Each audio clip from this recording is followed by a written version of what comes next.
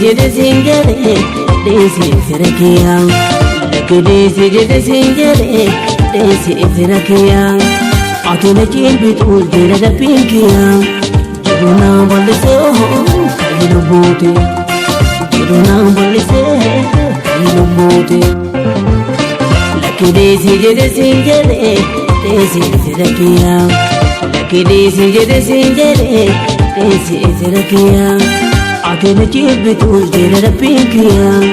Jiruna balise kahilu bote Jiruna balise oh kahilu bote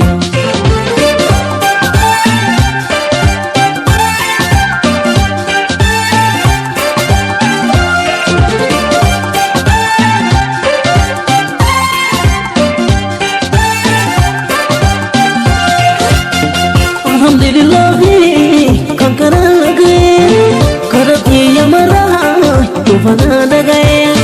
amanum tu yade tige meg gaye fara fal lisane ifedi da baye fara fal lisane ifedi da baye ak yaad jara salat jirat due gabri gale biye da namadu moti andi sange rabbe ngala desa satuna kayene Burulena desa, isa tuna kahere. Burulena desa.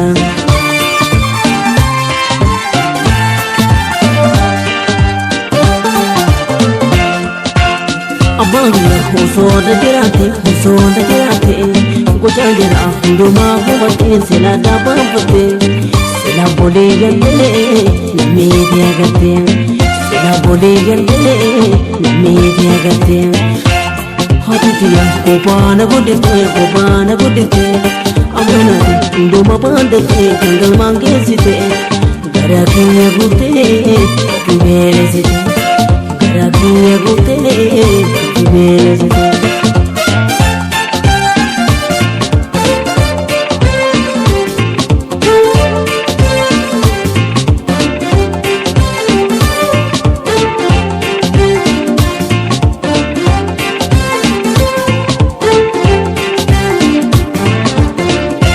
Desi jede singere desi firakia Laki desi jede singere desi firakia Atuna chilbitul jere da pinkia Jiruna balise oh kahilu bote Jiruna balise kahilu bote Laki desi jede singere desi firakia Laki desi jede singere desi firakia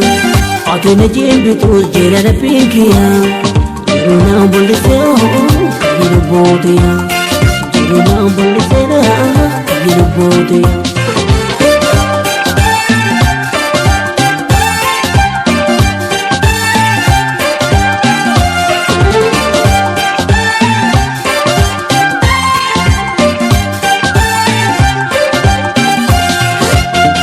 Sela khana amiti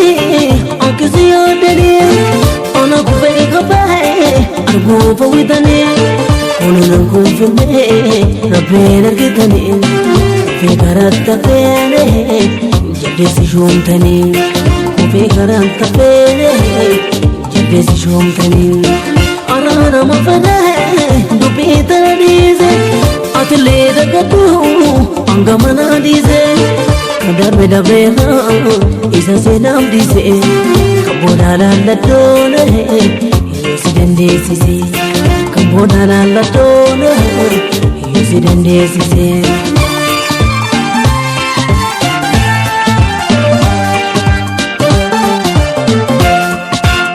Abangla husoda jirate Gocha jira duma huvate sila daba fate Sila bole yante nami diya gate Sila bole yante nami diya gate Hatiya kopana gudiste Amanate hunduma bandate kangal mangesite Garakiya gute kafimelesite Garakiya gute kafimelesite Amanate